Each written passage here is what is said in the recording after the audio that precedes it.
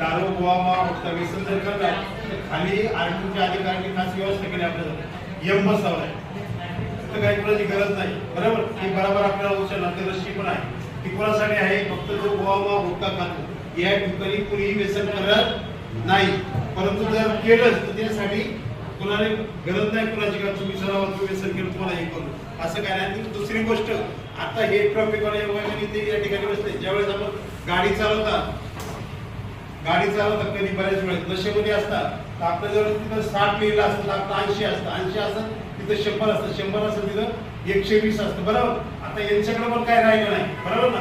तिसरा डोळा पूर्ण आहे ते बरोबर येतो मग ते 10 रुपये आता काय 10 50 100 रुपये 200 500 रुपये फाईन राहिला नाही. आता फाईन किती झालाय 500 रुपयापासून चालू झालाय 500चा किमान फाईन 1500 आहे आणि यांच्या पण चुकून जर कधी यांना भेटलेच आमच्या ठाकरे मॅडम आणि जाधव साहेबांना तर त्यांचा दंड 2000 5000 7000 25000 30000 40000 होऊ शकतो का पण ते दंड तुम्हाला मारण्यासाठी त्या ठिकाणी थांबत नाही.